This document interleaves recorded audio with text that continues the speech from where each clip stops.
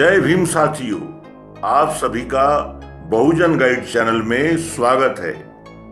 आज हम जिस विषय पर डिस्कस करने जा रहे हैं वह उन बहुजनों के लिए है जो स्टॉक मार्केट में इन्वेस्टिंग में इंटरेस्टेड है पर भ्रामक जानकारियों के कारण कोई निर्णय नहीं ले पा रहे हैं। तो आइए जानते हैं स्टॉक मार्केट के विषय में। जब भी स्टॉक मार्केट की बात आती है तो लोग सबसे पहले कहते हैं कि इसमें रिस्क बहुत है। कुछ लोग तो इससे आगे जाकर कहते हैं कि शेयर मार्केट तो जुआ है। ज्यादातर लोगों को स्टॉक मार्केट की समझ नहीं होती। वो लोग यही कहेंगे कि यह तो जुआ है। लेकिन अगर आप उनसे पूछो कि क्यों, तो वह लोग आपको बता नहीं पाएंगे। दोस्तों, मैं यहाँ पर आपको बाबा साहेब आम्बेडकर जी और स्टॉक मार्केट से जुड़ा हुआ एक किस्सा बताना चाहूंगा। बाबा साहब अपनी शिक्षा तथा शहर के मार्केट को ध्यान में रखते हुए स्टॉक मार्केट में शेयर कंसल्टेंसी नाम से अपनी कंपनी चलाते थे, जिसका ऑफिस आज के दलाल स्ट्रीट में था, जहां आज का मुंबई स्टॉक एक्सचेंज है। चूंकि बाबा साहब ने इकोनॉमिक्स की पढ़ाई की थी, उनकी भारतीय व्यापार तथा भारतीय उद्योग जगत के बारे में अच्छी समझ थी। उन्होंने व्यापारी तथा व्यापारी संगठनों को अपनी कंपनी के माध्यम से कंसल्टेशन देना शुरू किया था। दोस्तों, अगर शेयर मार्केट एक जुए का अड्डा होता तो क्या बाबा साहब आम्बेडकर जी वहां जाते और क्या ऐसा काम करना वह पसंद करते? तो स्टॉक मार्केट और जुआ ये दो अलग अलग शब्द है। आज हम इस वीडियो में इन दोनों शब्दों के ऊपर कुछ बातें करेंगे। पहले बात कर लेते हैं जुए की। जुआ क्या होता है? दोस्तों, जिस चीज के बारे में आपको जानकारी नहीं है, उस चीज के बारे में आपको कोई अच्छी समझ नहीं है, जिसमें आपको ये पता नहीं है कि यहाँ से हमें लाभ कितना होगा या नुकसान कितना होगा, उस चीज को जुआ कहते हैं। मतलब जिसने आपको एक सब्जेक्ट मैटर एक्सपर्टीज की कमी है। कोई भी चीज हो सकती है, जरूरी नहीं है कि सिर्फ स्टॉक मार्केट हो। अगर आपको कोई ऐसी जगह पर निवेश करना है, उसके बारे में आपको पता नहीं है, वो भी आपके लिए जुआ ही है। अगर आपने किसी चीज के टर्म्स एंड कंडीशन नहीं पढ़े हैं तो आप एक जुआ खेलते हैं। अगर आप एयरलाइन टिकट बुक करा देते हो बिना टर्म्स एंड कंडीशन पढ़े कि कैंसिलेशन पॉलिसी क्या है, तो वह भी एक टिकट का जो प्राइस होता है 3-4 हजार रुपए, तो वह आप एक जुआ ही खेल रहे हो। अगर आपको वह टिकट कैंसिल करानी पड़ी तो रिफंड मिलेगा कि नहीं, यह आपको पता नहीं होता, क्योंकि आपने उसके टर्म एंड कंडीशंस नहीं पढ़े। ये होता है जुआ, यानी गैम्बलिंग। दोस्तों, अब हम देखते हैं कि स्टॉक मार्केट में रिस्क के बारे में। तो दोस्तों, अब अगर हम रिस्क की बात करें तो वह गाड़ी चलाने में भी है। लेकिन अगर आपको गाड़ी अच्छे से चलानी आती है तो डरने की कोई आवश्यकता ही नहीं है। तो सबसे पहले हम आपको बताना चाहेंगे रिस्क और कैलकुलेटेड रिस्क में क्या फर्क होता है। कैलकुलेटेड रिस्क जब आपको यह पता होता है कि यहाँ पर फायदा होने की संभावना है। अब कैलकुलेटेड रिस्क कैसे लिया जाता है ये भी देखें। चलिए अब हम आपको समझाते हैं। सबसे पहली चीज है, अगर आप यंग है और महीने में अच्छा खासा पैसा बचा लेते हैं तो आपको स्टॉक मार्केट में ज्यादा रिस्क लेना चाहिए। और अगर आपकी एज थोड़ी ज्यादा बड़ी है तो आपको स्टॉक मार्केट में थोड़ा कम रिस्क लेना चाहिए। और ये भी देखकर चलना चाहिए कि कहां पर कितना फायदा हो रहा है, क्योंकि अगर आपको फायदा केवल 5 रुपए का हो रहा है लेकिन नुकसान 20 का हो रहा है, तो इस तरह के इन्वेस्टमेंट आपको नहीं करने चाहिए। अब स्टॉक मार्केट असल में होता क्या है, इसके बारे में भी जान लेते हैं। दोस्तों, हर कंपनी को आगे बढ़ने के लिए पैसे चाहिए होते हैं और पैसे की जरूरत पूरा करने के लिए 3 तरीके होते हैं। एक वो जिसमें अगर आपके पास पैसा है तो आप अपना पैसा खुद लगा लीजिए। दूसरा, आप किसी बड़े इन्वेस्टर से बोलिए कि वह आपकी कंपनी में पैसा लगाएं और तीसरा पब्लिक फंडिंग। पहले और दूसरे तरीके में तो जनता यानी हमारा कोई रोल ही नहीं होता। यहाँ पर हम लोग आते हैं जब पब्लिक फंडिंग में कंपनी आम जनता से फंडिंग लेती है और वो अपने शेयर मार्केट में ऑफर करती है, जहां पर हम लोग आते हैं।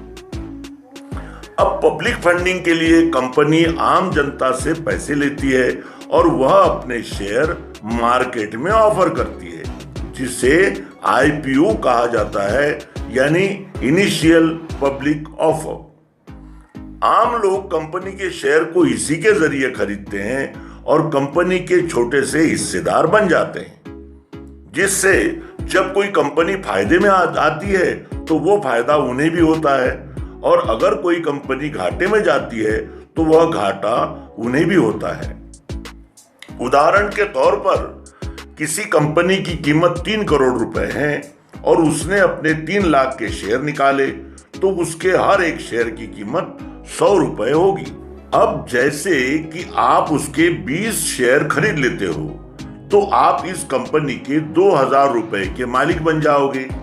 अब अगर कंपनी फ्यूचर में ग्रो करके 6 करोड़ की हो जाती है तो आपके उन 20 शेयर की कीमत 2000 रुपए से 4000 रुपए की हो जाएगी, यानी कि डबल। अब अगर कंपनी की कीमत घटकर 3 करोड़ से 1.5 करोड़ हो जाती है तो आपके 20 शेयर की कीमत 2000 से 1000 रह जाएगी, यानी कि यहां पर आपको घाटा होगा। अब यहां पर आप लोगों को यह देखना रहता है कि वह किस कंपनी पर पैसा लगाते हैं, ताकि उनका पैसा डूबे नहीं और कंपनी की ग्रोथ के साथ उनकी भी ग्रोथ हो जाए। आप लोग इसे काफी हल्के में ले लेते हैं, लेकिन हम आपको बता दें कि कई लोग केवल कंपनी में इन्वेस्टमेंट करके अरबों के मालिक बने हैं और यकीन नहीं होता तो हम आपको वॉरेन बफेट के बारे में बता दें, जिन्हें इतिहास के सबसे सफल इन्वेस्टर के रूप में जाना जाता है, जो केवल इन्वेस्टमेंट करके दुनिया के सबसे अमीर लोगों में शामिल हो गए हैं। स्टॉक मार्केट की सबसे अच्छी बात यह है कि आप जब चाहे तब आपने शेयर्स को बेचकर उससे पैसे कमा सकते हैं। यानी कि अगर आपको लग रहा है कि कंपनी घाटे में जा रही है और आपके पैसे डूब जाएंगे तो कोई बात नहीं, आप अपने शेयर कंपनी के घाटे में जाने से पहले ही बेच दीजिए, जिससे आपको आपके पैसे वापस मिल जाएंगे। तो किसी भी कंपनी के शेयर के दाम बढ़ जाते हैं जब उन्हें बहुत से लोग खरीदना चाहते हैं, और यही तो मार्केट का नियम है। जब डिमांड बढ़ जाती है तो उसके साथ साथ चीजों की कीमत भी बढ़ जाती है, और जिस चीज की डिमांड ही नहीं रहती तो लोग उसे कम कीमत पर बेचने के लिए तैयार हो जाते हैं। अब हम आपको इन्वेस्टमेंट का सबसे बेहतर रूल बताएंगे, वो ये कि आपको किसी भी कंपनी में तब इन्वेस्टमेंट करना चाहिए जब आपको लगे कि कंपनी आगे चलकर बहुत ज्यादा ग्रो करेगी। जैसे लोगों को उसके प्रोडक्ट की बहुत ज्यादा जरूरत पड़ने वाली है, तो आपको उस कंपनी में इन्वेस्टमेंट कर देना चाहिए, क्योंकि जब आप किसी कंपनी में इन्वेस्ट करेंगे, जब उसके शेयर की कीमत कम होगी, आगे चलकर आपको फायदा ही मिलेगा। उदाहरण के तौर पर जिन लोगों ने 2004 में गूगल पर पैसे लगाए होंगे, वो लोग अब काफी अमीर बन चुके होंगे, क्योंकि गूगल ने तेजी से ग्रो किया है, जिसकी कोई हद नहीं है। हालांकि स्टॉक ट्रेडिंग के लिए एक डीमैट अकाउंट की जरूरत होती है। इसके लिए आप अपस्टॉक्स पर अपना अकाउंट बना सकते हैं। ये भारत की एक बेहतर स्टॉक ब्रोकरेज फर्म में से एक है। यहाँ आपको अकाउंट ओपन करने के लिए केवल जरूरत होती है पैन कार्ड, आधार कार्ड और बैंक प्रूफ की, और सभी चीजें और ज्यादा आसान हो जाएगी। इसके लिए आपको सिर्फ इतना करना है कि वीडियो के डिस्क्रिप्शन में दिए गए लिंक पर क्लिक करना है। इसके बाद आपका डीमैट बिना किसी झंझट के तुरंत बन जाएगा, और फिर आप अपनी ऑनलाइन इन्वेस्टमेंट से अर्निंग शुरू कर सकते हैं और अपस्टॉक्स से जुड़कर अपने इन्वेस्टमेंट के सफर को और ज्यादा बेहतरीन बना सकते हैं। तो दोस्तों, यही तो है स्टॉक मार्केट, जहां पर आपको रिस्क मैनेजमेंट चाहिए, जहां पर आपको अपनी कैपेसिटी से ज्यादा कभी भी स्टॉक नहीं खरीदने हैं। आपको यह हमेशा ध्यान रखना पड़ता है कि अभी लहर किस तरफ चल रही है। अगर मार्केट प्रीमियम पर है तो आपको ज्यादा खरीदारी नहीं करनी चाहिए। जो लोग आधी जानकारी लेकर आ जाते हैं स्टॉक मार्केट में पैसे बनाने, वो शायद नहीं बना पाते, इतने पैसे नहीं कमा पाते, और लोग उसे कहते हैं कि स्टॉक मार्केट जुए का घर है। ये तुम जो कर रहे हो यह जुआ ही कर रहे हो। आपकी सोच क्या है स्टॉक मार्केट के प्रति, आप कमेंट बॉक्स में जरूर लिखें।